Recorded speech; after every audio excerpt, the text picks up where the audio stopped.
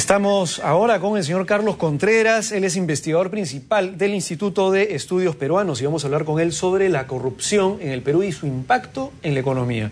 Muy buena noche, bienvenido a Punto Económico. Buenas noches, Luis. Gracias por la invitación.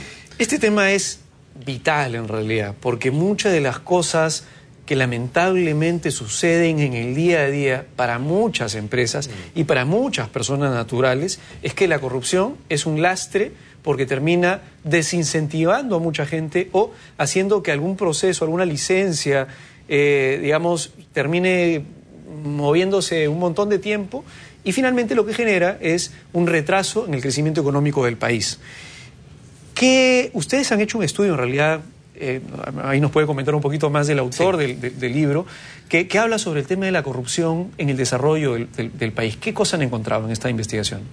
Sí, esta es una investigación que realizó durante largos 10 años, diría yo, Alfonso Quirós, un historiador peruano que fue compañero mío de estudios en la Universidad Católica. Luego he trabajado él muchos años en Nueva York como profesor universitario. Era constante, sin embargo, en sus visitas al Perú y realizó una investigación en archivos muy cuidadosa acerca del impacto de la corrupción en un largo periodo histórico que va desde las postrimerías de la época colonial hasta el año 2000. De manera que son más de 200 años, todo el periodo republicano más la última parte del periodo colonial. Encontró que la corrupción ha sido un fenómeno endémico en la historia peruana, cosa que ya conocíamos, pero creo que el aporte de su trabajo es una medición de la corrupción. En cierta forma podríamos decir que él diseñó un corruptómetro, es decir, una forma de estimar cuantitativamente la magnitud de la corrupción, exactamente, cuánto nos ha afectado. Otro de los aportes que hace Alfonso en este libro es ver cómo ha cambiado la mirada que los peruanos tenemos sobre la corrupción. Sorprende, por ejemplo, que en ciertas épocas la corrupción, no digamos que fue vista positivamente, pero era vista con indulgencia, de forma comprensiva, como una especie de venganza de la sociedad sobre un sistema legal muy rígido y burocrático. Entonces se decía que en estos casos la corrupción hace las veces de grasa, que ahí donde el mecanismo se traba, no avanza bien, uno entonces le da un aceite al funcionario y el trámite avanza rápido. La famosa aceitada. Exactamente. Sin embargo, así como algunos lo han visto como grasa, Alfonso decía, algunos lo ven también como grava. Hay una pequeña letra de diferencia, pero que es un mundo de diferencia, ¿no? Cuando hablamos de la corrupción como grava, es algo que más bien traba el mecanismo de funcionamiento de un sistema económico, puesto que recursos que tenían determinado fin, construir hospitales, por ejemplo, son desviados hacia otro fin que puede ser el enriquecimiento, que suele ser, ¿no? El enriquecimiento ilícito, desde luego, de funcionarios públicos o maneras de financiar campañas políticas, de pagar favores a clientes políticos. En el mejor de los casos puede ser a financiar servicios secretos, en fin. Digo en el mejor de los casos porque finalmente es un dinero que se reparte entre más personas. Así es. Pero hechas los contrapesos de la corrupción como grasa y como grava, finalmente lo que pesa es más el efecto negativo, puesto que no solamente es el desvío de fondos lo que se puede cuantificar como una pérdida, en el sentido de que un dinero que debió ir a la construcción de carreteras o de hospitales se perdió en el bolsillo de alguien. Exactamente, y sirvió para el enriquecimiento de alguien. Pero ¿no? inclusive en el caso donde da una mirada, digamos, a la corrupción como grasa o como aceite para que el engranaje del aparato estatal no demore, sino sea rápido, para que, por ejemplo, vamos a poner un ejemplo en el Poder Judicial, para que un expediente que se debería demorar, no sé, un mes, se pueda demorar efectivamente un mes y se engrasa el sistema para que lo haga, porque de lo contrario se demoraría 8 meses o 9 meses o más.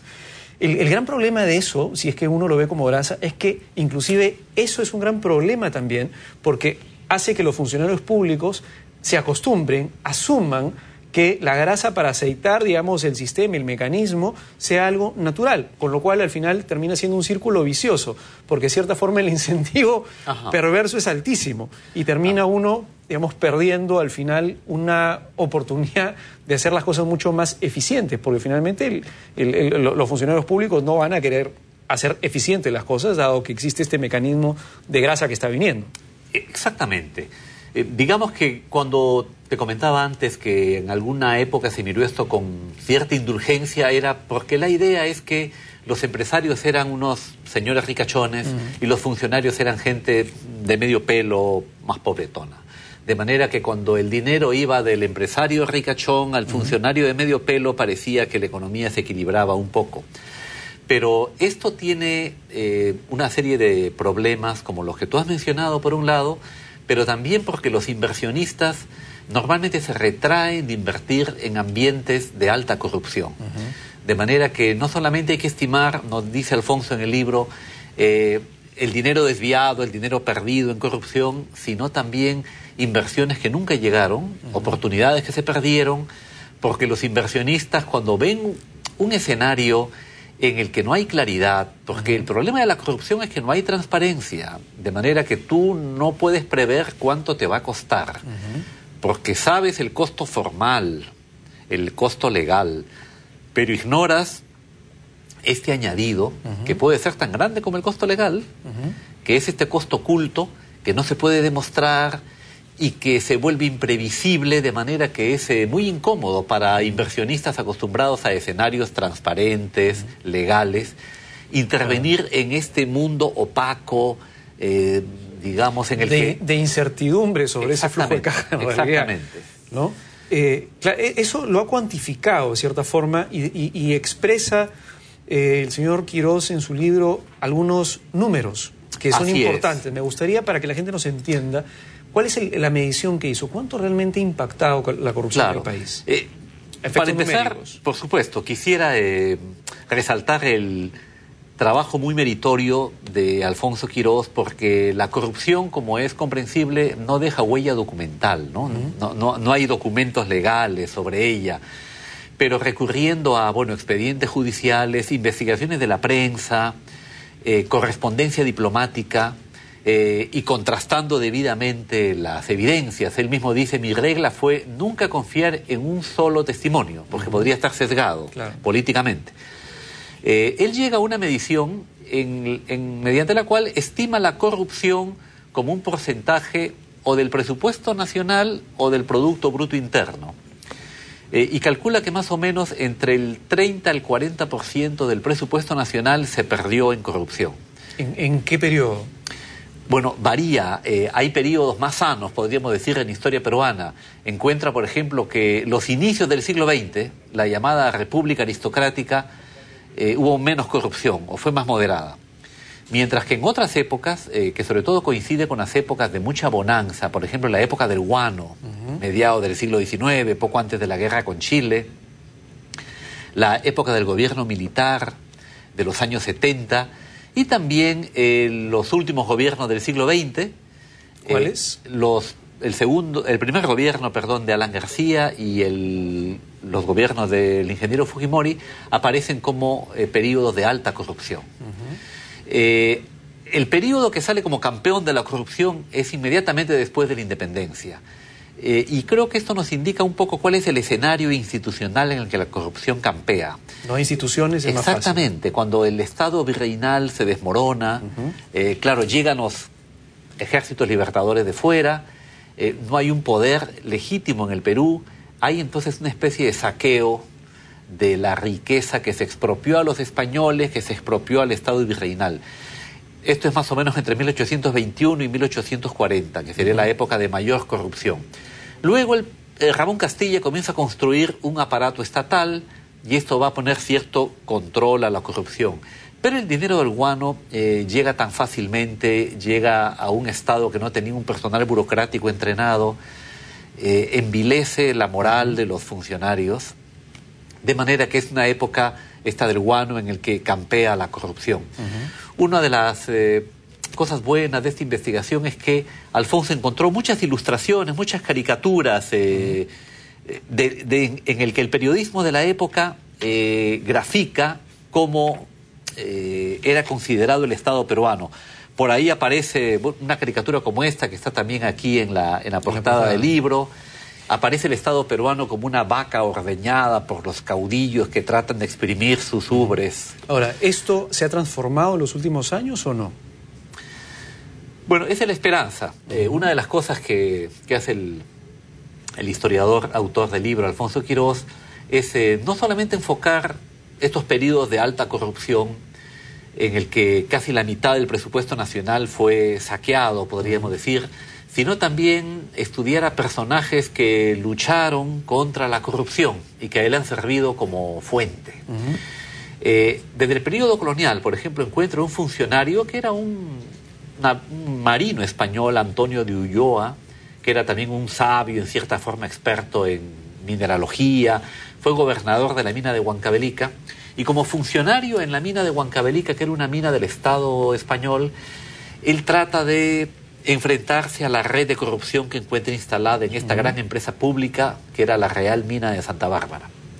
Y en el periodo republicano encuentra también a personajes como Francisco García Calderón, Manuel González Prada, ya en el siglo XX. Pero el problema, lamentablemente nos queda poco tiempo, pero quería aterrizar en una idea.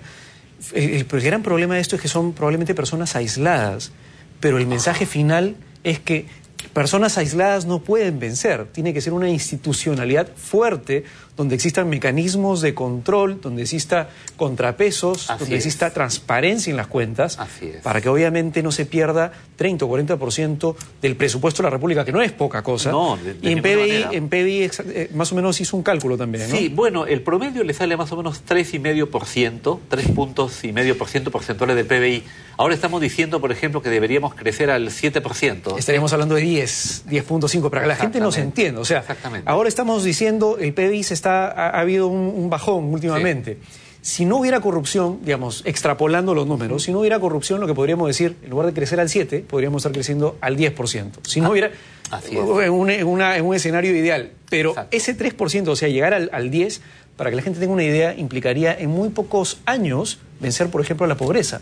Mucho menos años de lo que habíamos planteado. Probablemente es una cifra que se queda corta si tomamos en cuenta lo que te decía antes, la inversión que no llega a causa de ese escenario enrarecido y que no da confianza al empresario, ¿no? Y no solamente estamos hablando de empresarios grandes, estamos hablando del día a día. ¿Cuántas inversiones pequeñas, digamos, atomizadas, no se terminan haciendo, se terminan quedando en el camino simplemente por un tema de que nunca se hizo bien las cosas en el aparato estatal, lamentablemente.